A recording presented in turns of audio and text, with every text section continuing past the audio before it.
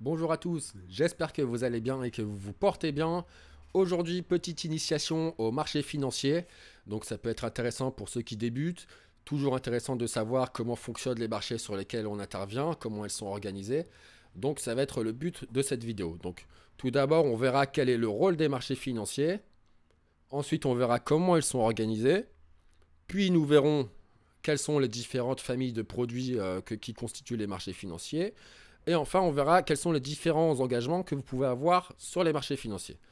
Alors, tout d'abord, un marché financier, ça va être un marché sur lequel on va pouvoir s'échanger des titres financiers ou des matières premières, des produits dérivés, des devises ou encore même des cryptoactifs. Donc les cryptoactifs, ça va commencer à se développer, c'est en marche.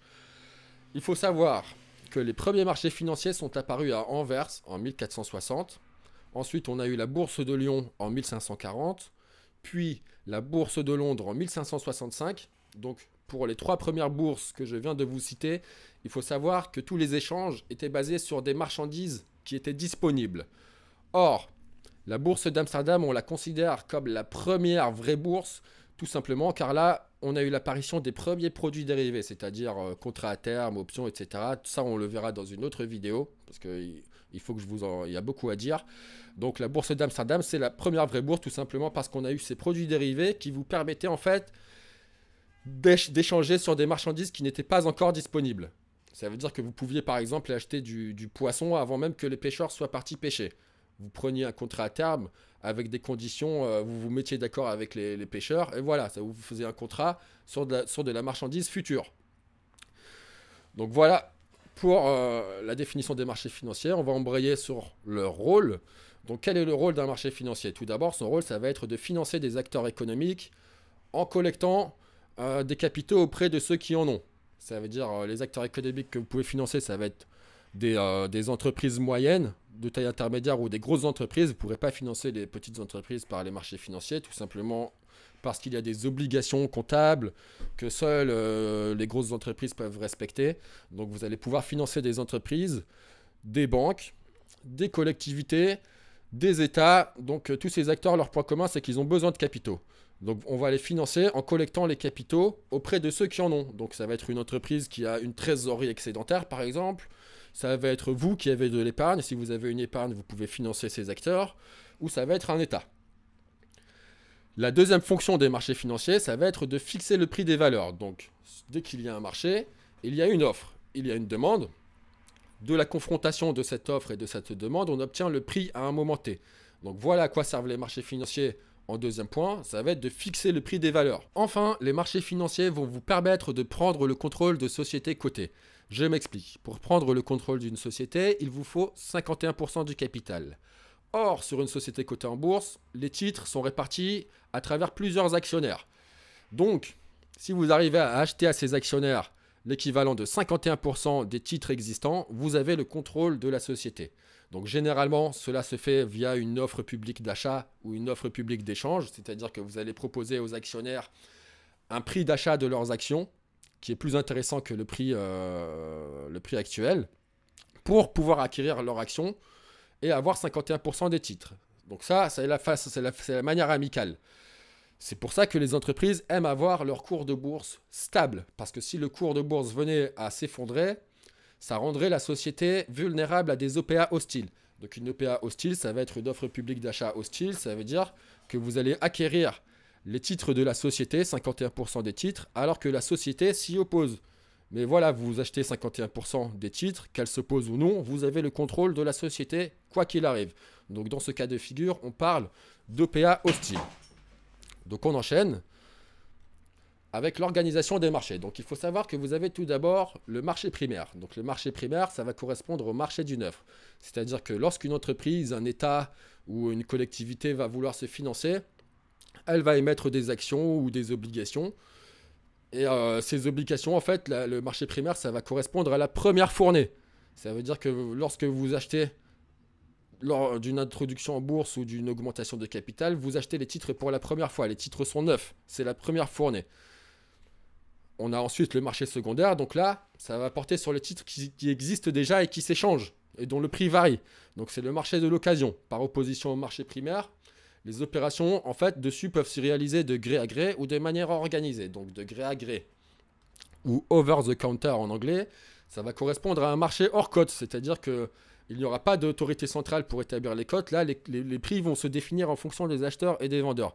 Donc les transactions se concluent directement entre acheteurs et vendeurs sans intermédiaire, comme sur le Forex par exemple, ou sur la crypto-monnaie même.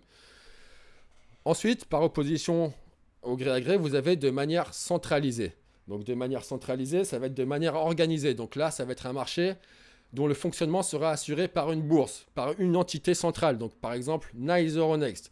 Donc là, toutes les transactions sont centralisées en un seul endroit, ce qui vous offre plus de transparence car, par exemple, vous pouvez voir tous les ordres qui sont placés. Grâce au carnet d'ordre, vous pouvez voir tous les offres d'achat, tous les ordres d'achat, et tous les ordres de vente, vu que tout est centralisé dans une seule entité. Tous les ordres sont centralisés dans une seule entité. Ça veut dire que là, acheteurs et vendeurs ne traitent pas directement entre eux. Entre eux, on va avoir une chambre de compensation qui va s'intercaler.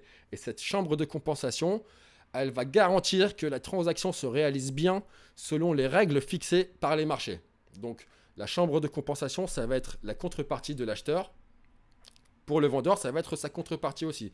Ça veut dire que la transaction pour l'acheteur, du côté de l'acheteur, sera garantie par la chambre de compensation. Il aura la garantie de bien recevoir ce qu'il achète. Et le vendeur, lui, aura la garantie de bien être payé pour ce qu'il vend. Donc, je m'explique. Par exemple, vous arrivez, vous placez un ordre auprès de votre banque ou de votre courtier.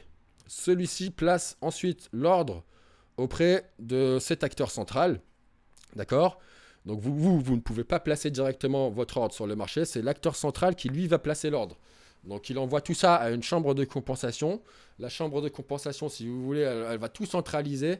Elle va compenser les ordres d'achat et les ordres de vente, d'accord ? Elle va lettrer tout ça.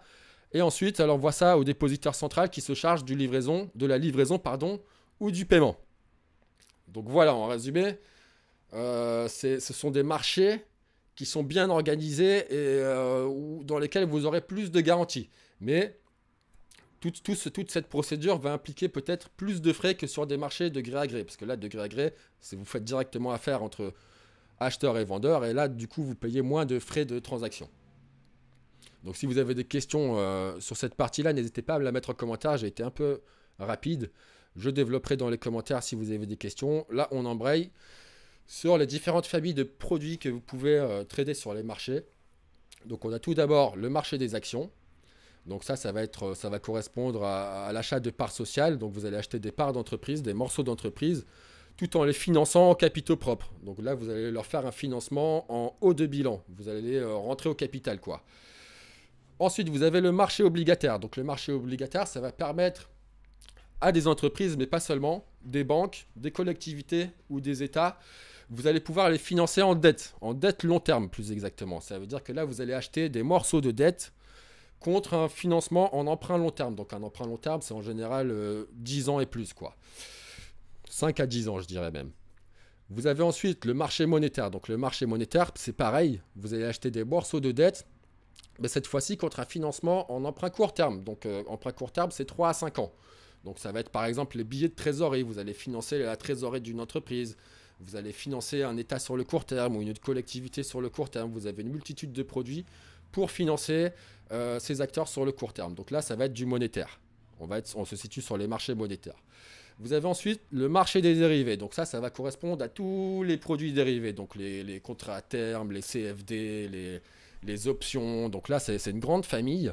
Donc les produits dérivés, en général, ça sert à se couvrir contre un certain risque. Donc par exemple, vous avez des produits dérivés pour vous couvrir contre le risque de change. Donc ça va concerner surtout les entreprises qui font du commerce avec des entreprises dans une autre devise. Donc par exemple, une entreprise qui fait du commerce avec la Turquie, elle a eu intérêt à se couvrir.